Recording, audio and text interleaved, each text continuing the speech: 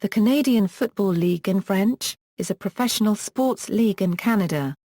The CFL is the highest level of competition in Canadian football, a form of gridiron football closely related to American football. Its 9 current teams, which are located in 9 separate cities, are divided into 2 divisions, the East Division, with 4 teams, and the West Division with 5 teams. As of 2014, the league will feature a 20-week regular season, which traditionally runs from late June to early November. Each team plays 18 games with at least 2 bye weeks. Following the regular season, 6 teams compete in the league's 3-week divisional playoffs, which culminate in the late November Grey Cup Championship, the country's largest annual sports and television event. The CFL was officially founded on January 19, 1958. Making it the second oldest professional gridiron football league in North America still in operation, although most of his teams long predate the modern formation of the league. The CFL is the second most popular major sports league in Canada, after the National Hockey League. Canadian football is also played at amateur levels such as the Canadian Junior Football League, Quebec Junior Football League, Canadian Inter-University Sport, and assorted senior leagues. History. Early history. Rugby football began to be played in Canada in the 1860s, and many of the first Canadian football teams played under the auspices of the Canadian Rugby Football Union, founded in 1884. The CRFU was reorganized as the Canadian Rugby Union in 1892, and served as an umbrella organization that several leagues were part of. The Grey Cup was donated by Governor-General Earl Grey in 1909 to the team winning the Senior Amateur Football Championship of Canada. By that time, the sport as played in Canada had diverged markedly from its rugby origins, and started to become more similar to the American game. From the 1930s to the 1950s, the 2 senior leagues of the CRU, the Eastern Inter-Provincial Rugby Football Union and Western Inter-Provincial Football Union gradually evolved from amateur to professional leagues, and amateur teams such as those in the Ontario Rugby Football Union were no longer competitive in their cup challenges. The ORFU withdrew from Grey Cup competition after the 1954 season, heralding the start of the modern era of professional Canadian football, in which the Grey Cup has been exclusively contested by professional teams, have competed for the Vanier Cup. In 1956, the IRFU and WIFU formed a new umbrella organization, the Canadian Football Council, and in 1958, the CFC left the CRU, becoming the Canadian Football League. The CRU remained the governing body for amateur play in Canada, eventually adopting the name Football Canada. Initially, the 2 unions remained autonomous, and there was no intersectional play between Eastern and Western teams except at the Grey Cup final. This situation was roughly analogous to how the American baseball leagues operated for years. The IRFU was renamed the Eastern Football Conference in 1960, while the WIFU was renamed the Western Football Conference in 1961.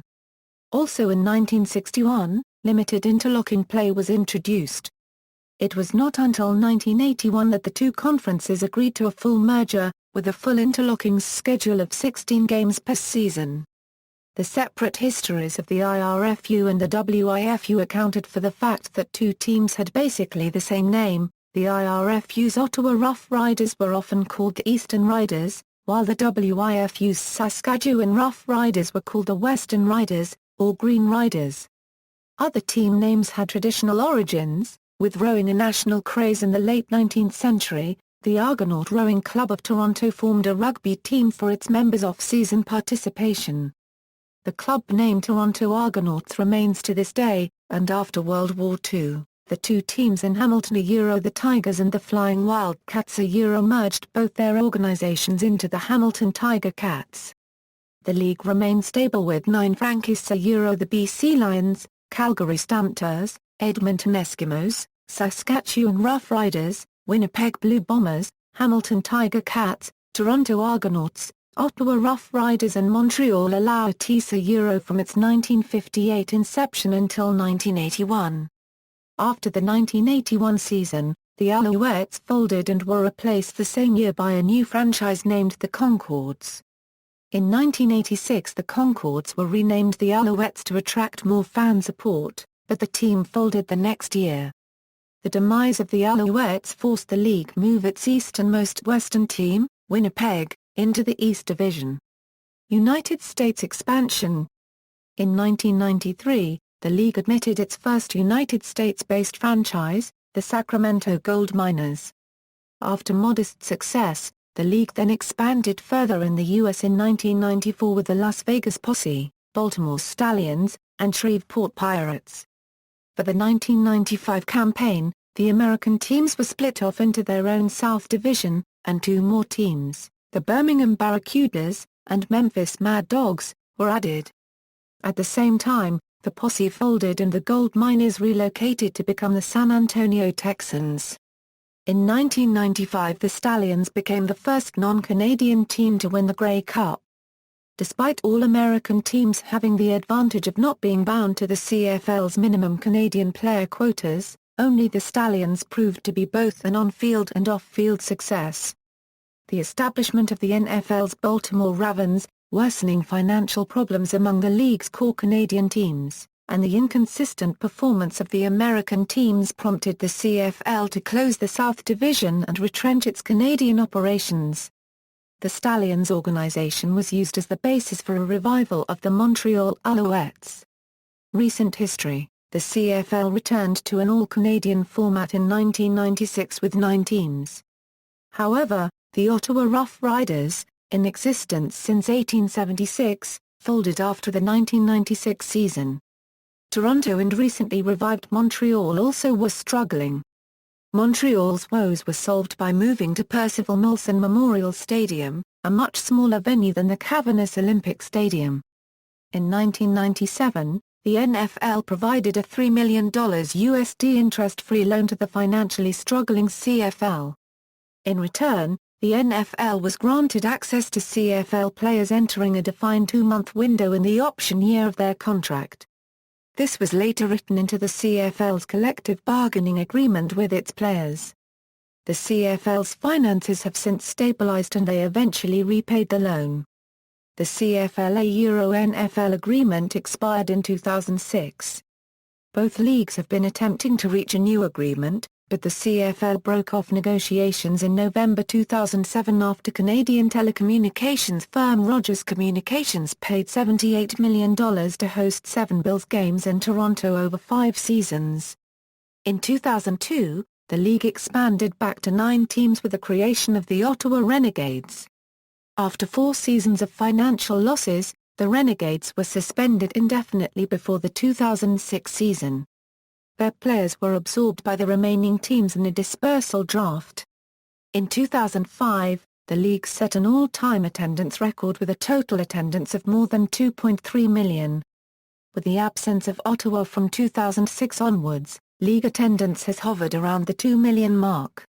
It stood at 2,029,875 in 2012 for a single-game average of 28,193. The 2007 season was a recent high point with average game attendance of 29,167, the best since 1983. The 2012 season was another significant milestone for the league, marking the 100th anniversary of the Grey Cup Award. With Toronto defeating Calgary, the league was rewarded with the highest ever television ratings for a championship game in English Canada. In 2008 the CFL granted a conditional expansion franchise to play in Ottawa. With the East Division Ottawa Red Blacks beginning play in 2014, the Winnipeg Blue Bombers moved back to the West Division. The CFL has the 3rd highest per-game attendance of any North American sports league and the 7th highest per-game attendance of any sports league worldwide. A recent survey conducted at the University of Lethbridge confirmed that the CFL is the 2nd most popular sports league in Canada, with the following of 19% of the total adult Canadian population compared to 30% for the NHL. The NFL had 11% following, with a total of 26% following at least one of the pro football leagues. This could be interpreted to mean that approximately 80% of Canadian football fans follow the CFL and about 55% follow the NFL.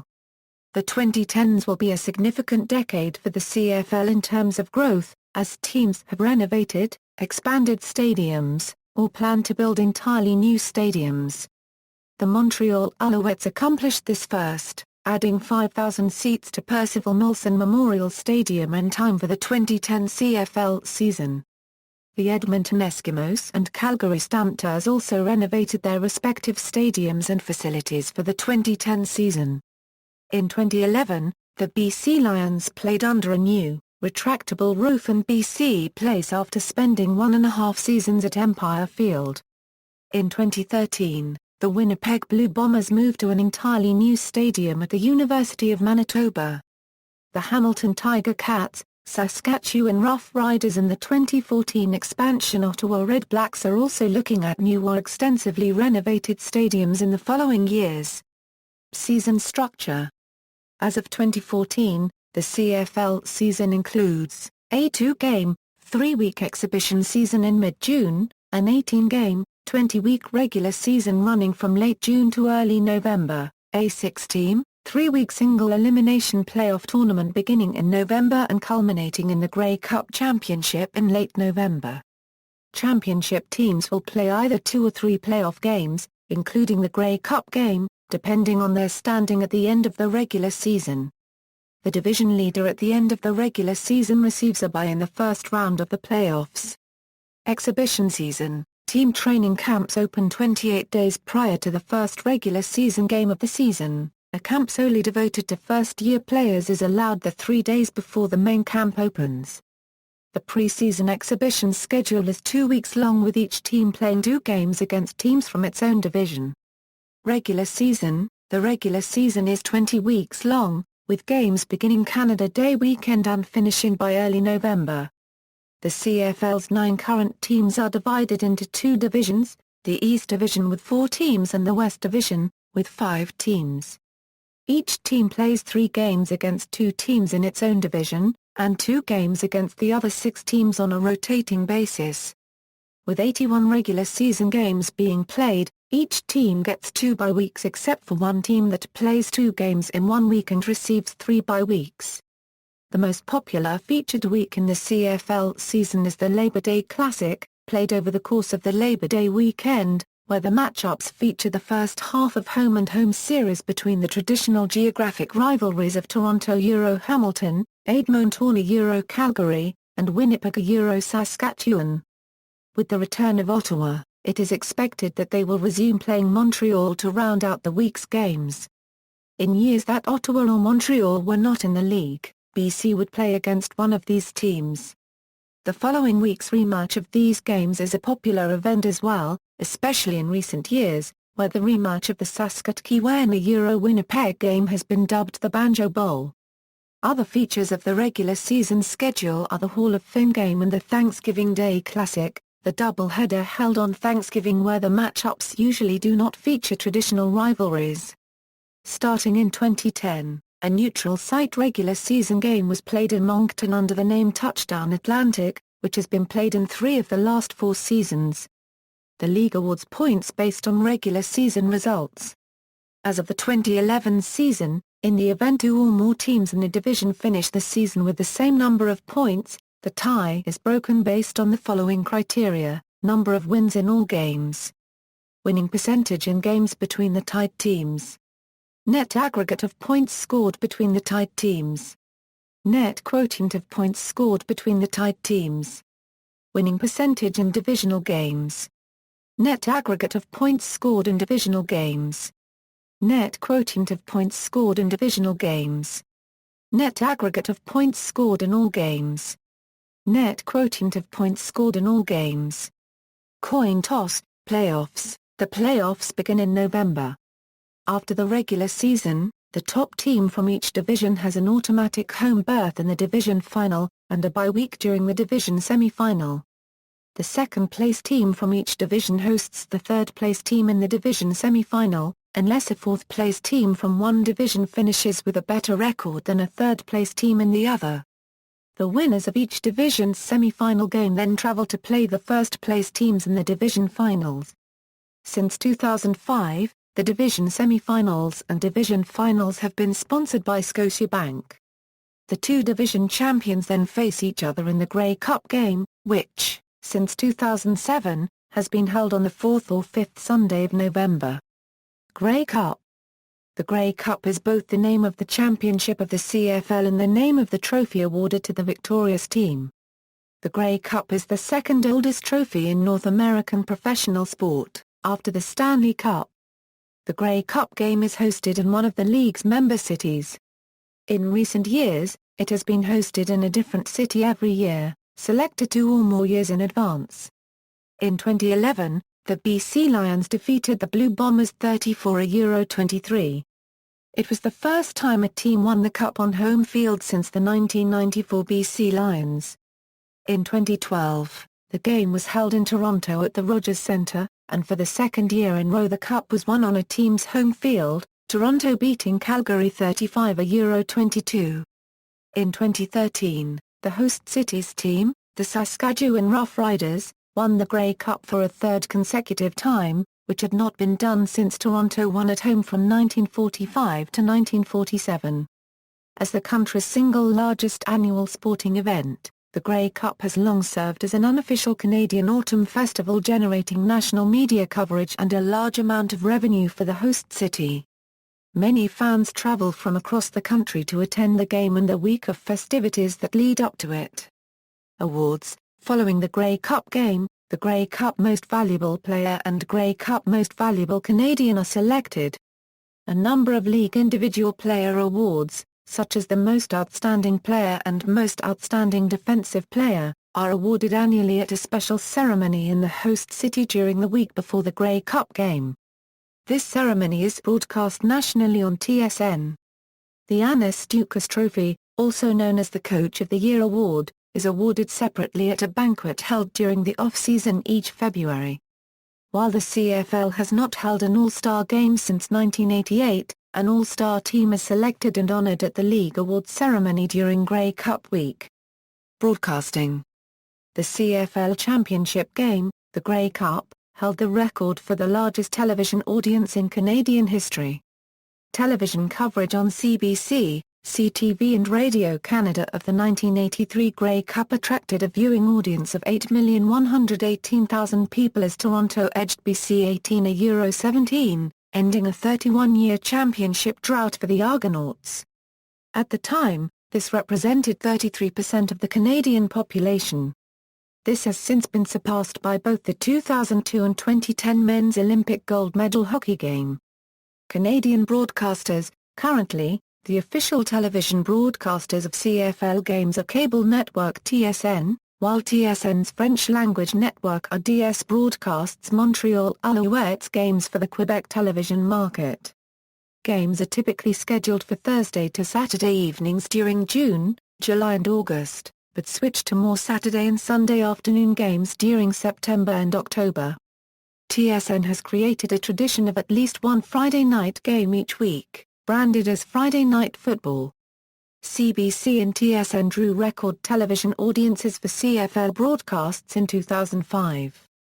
The 2006 season was the first season in which every regular season game was televised, as the league implemented an instant replay challenge system.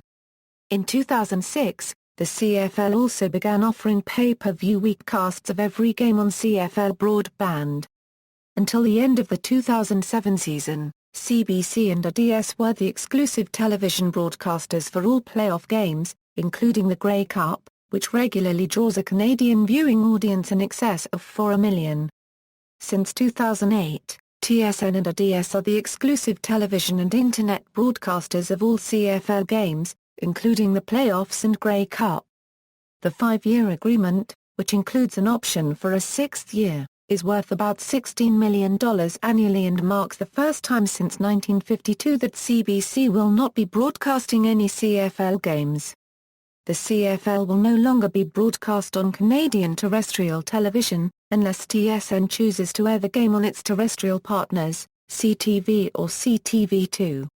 As of 2011, TSN has not transferred any CFL games to broadcast TV.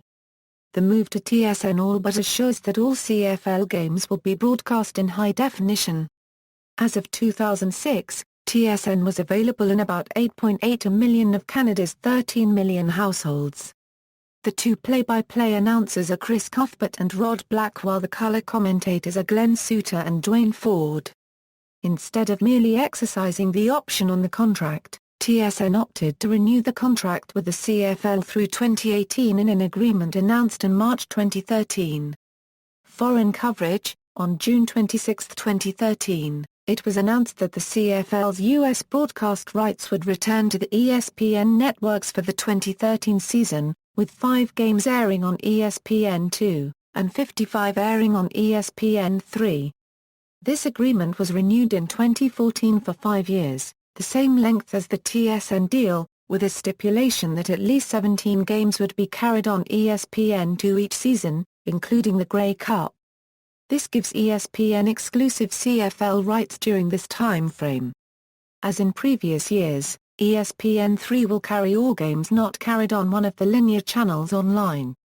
Previous broadcasting arrangements: Canada, CBC Television, which held a monopoly on Canadian television until 1961, held Canadian professional football broadcast rights beginning the year of its debut, 1952. CTV was born in 1961 part because Toronto businessman Spence Caldwell had won the television rights to the Eastern Conference, and needed a network to air the games. From 1962 through 1986, CBC and CTV shared CFL broadcasting rights. They split playoff games and simulcast the Grey Cup. In 1962, 1965, 1967, 1968 and 1970, CTV commentators were used for the dual network telecast, while in 1963, 1964, 1966 and 1969, CBC announcers were provided. From 1971 through 1986, one network's crew called the first half while the other called the rest of the game. After the 1986 season, CTV dropped coverage of the CFL in the Grey Cup. From 1987 through 1990, the CFL operated its own syndicated network, CFN. Like CTV, CFN split playoff games with CBC. However, CFN had completely separate coverage of the Grey Cup, utilizing its own production and commentators. From 1991 to 2007, all postseason games had been exclusively on CBC. Beginning in 2008, the Grey Cup was carried on TSN, although the cable provider reserves the right to move the game to sister network CTV. United States, the predecessor to the CFL's East Division, the IRFU, had a television contract with NBC in 1954 that provided far more coverage than the NFL's existing contract with Dumont. NBC aired games on Saturday afternoons, competing against college football broadcasts on CBS and ABC. The revenue from the contract allowed the IRFU to directly compete against the NFL for players in the late 1950s, setting up a series of CFL games in the United States beginning in 1958 and a series of interleague exhibitions beginning in 1959. Interest in the CFL in the United States faded dramatically after the debut of the American Football League in 1960.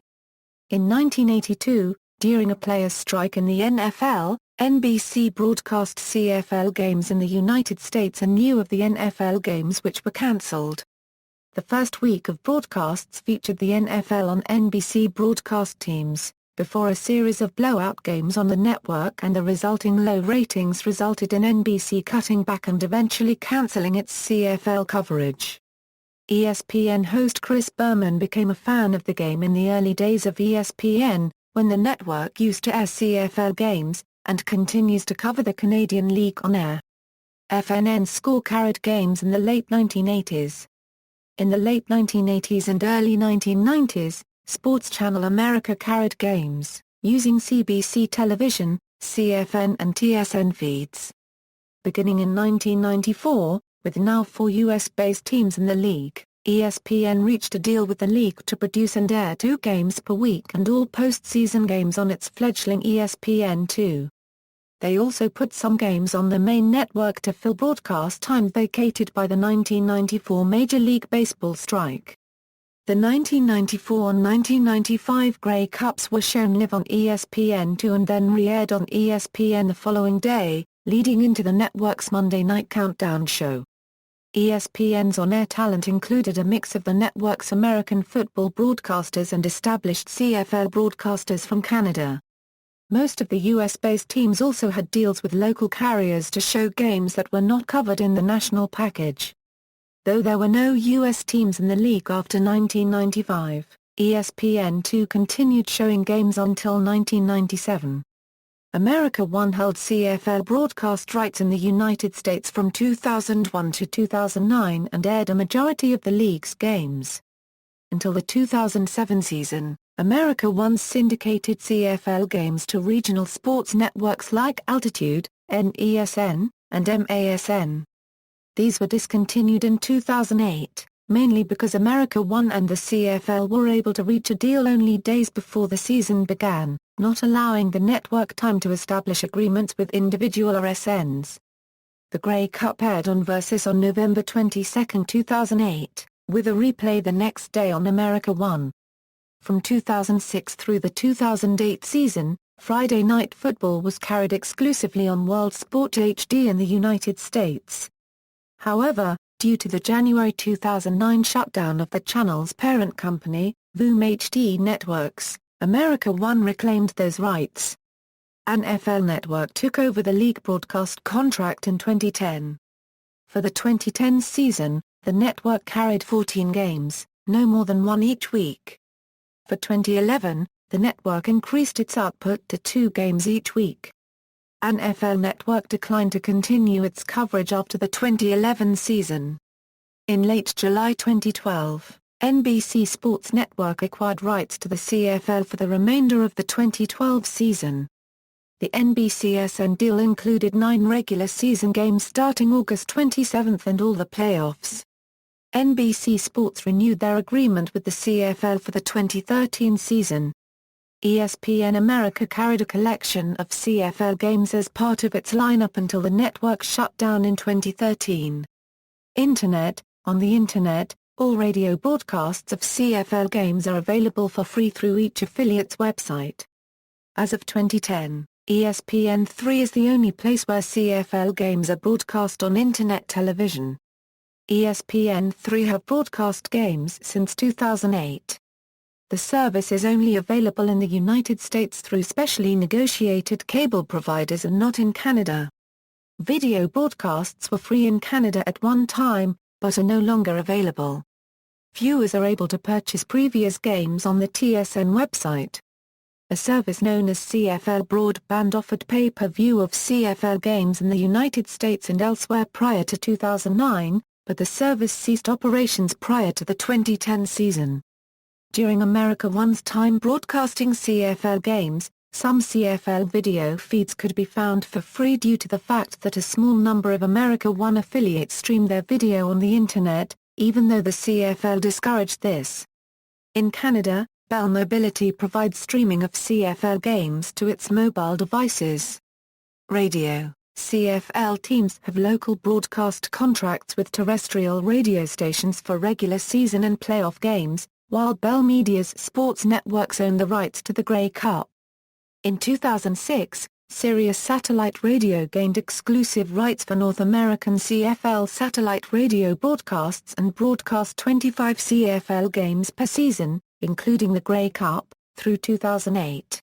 Players and compensation: the CFL began enforcing a salary cap for the 2007 season of $4.05 a million per team.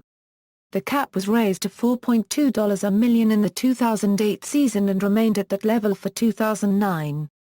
On June 29, 2010, a new collective bargaining agreement was ratified that raised the salary cap to $4.25 a million for the 2010 CFL season and would continue to increase by $50,000 each season until 2013. Financial penalties for teams that breach the cap are set at $1 to $1 for the first $100,000 over, $2 to $1 for $100,000 to $300,000 over, and $3 to $1 for $300,000 and above. Penalties could also include forfeited draft picks. For 2010, the minimum team salary was set at $3.9 million while the minimum player salary was set at $42,000. In 2006, the active roster limit was increased from 40 to 42. The import-non-import ratio, which required teams to keep at least 20 non-import players on their active roster, was retained at 50%, and thus a minimum of 21 non-import players must be on the active roster. Teams may have up to 4 players on their reserve roster, and up to 7 on their practice roster. CFL players are represented by the Canadian Football League Players Association. Each team elects 2 players to the CFLPA Board of Player Representatives, which meets once per year. Every 2 years, it elects an executive board of directors.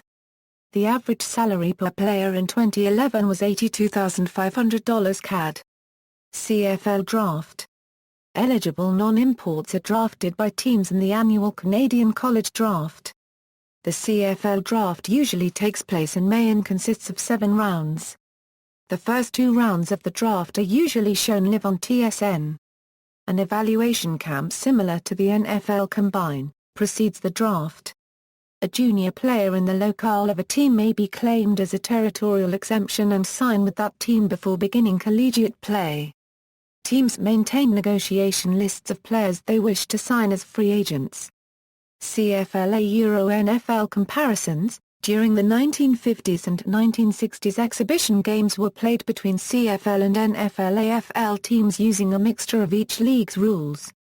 The last such exhibition game was on August 8, 1961, when the CFL's Hamilton Tiger Cats defeated the AFL's Buffalo Bills.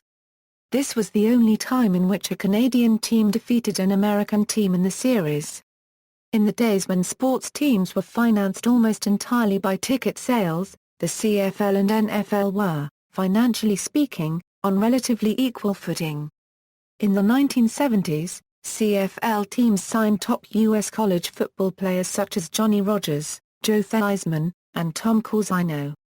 As late as the 1970s and early 1980s, when high-capacity stadiums were built in Montreal, Edmonton, Vancouver, and Toronto, people such as Montreal Alouettes owner Nelson Skalbania continued to believe that relative parity could be sustained so long as the CFL could get larger stadiums built in its other cities and sell them out. However, by the 1980s it became clear that financial parity between the 2 leagues would not be maintained, not so much because of the disparity in attendance figures, but because of the NFL's increasingly lucrative television contracts that now bring in a majority of the NFL's revenue. The CFL could not hope to negotiate similar contracts with Canadian networks because the U.S. television market is more than 10 times the size of Canada's. One exception to this trend occurred in 1991 when the Toronto Argonauts signed U.S. college star Agib Rocket Ismail to the then unheard-of sum of $18.2 million spread over 4 years. This proved unsustainable, and Ismail left for the NFL after 2 seasons. Currently, the difference in average salaries between the CFL and NFL is significant, with only a handful of CFL players making more than the NFL minimum. There is a large salary discrepancy between the NFL and CFL, however this does not mean that the CFL necessarily has less talented players as the 2 games are very different, requiring different kinds of players. CFL teams often recruit skilled players who would be considered undersized by NFL standards. A player can be considered too small for the NFL and get cut from the team despite immense talent simply because that player's style of game due to body size would not translate into NFL success and sign in the CFL due to the player's size and skill set pertaining more to the Canadian game. However, due to the stigma of the CFL's lower salaries attributed to the league's lower television revenue and having been cut from the NFL, due to size rather than skill, many believe there is a large talent discrepancy between the 2 leagues when in fact the 2 leagues aim to find players with different physical tools and skill sets. Since the CFL has a larger field playing surface in comparison to an NFL field, CFL rosters require players that are fast enough to take advantage of the open space while on offense and fast enough to cover the entire field while on defense. CFL players must take advantage of and cover more field, whereas the NFL players must cover less and have less space to work with. There are many players who have played in both leagues, and with many having achieved success in both leagues despite the two leagues' very different styles of play. Two people have been elected to both the Canadian Football Hall of Fame and the U.S. Pro Football Hall of Fame, quarterback Warren Moon and coach Bud Grant.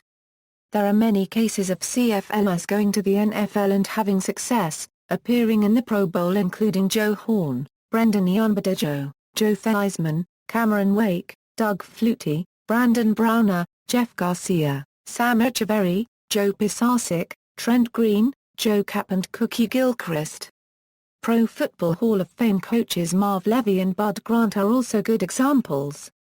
Some NFL players such as Ricky Williams, Vince Ferragamo, or Mark Gastino were great in the NFL, but their style of play did not translate to Canadian football and resulted in very poor play. League commissioners, teams, active teams, notes, 1.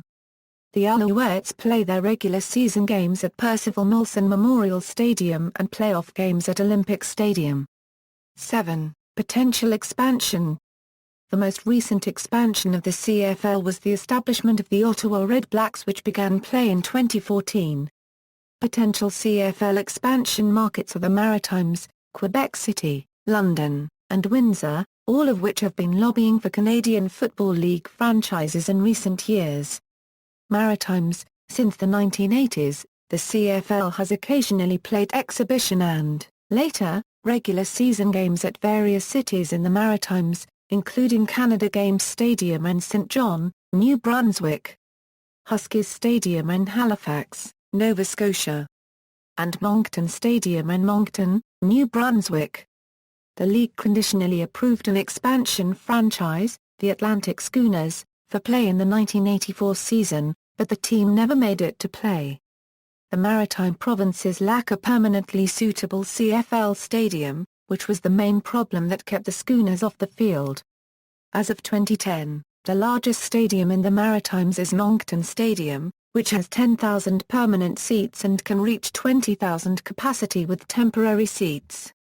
A preseason game, dubbed Touchdown Atlantic, was held in Halifax in the 2005 CFL season, and regular season games were played in Moncton under the same branding in 2010, 2011, and 2013. All 20,000 seats for the 2010 Moncton game sold out in 32 hours. The 2013 game did not sell out.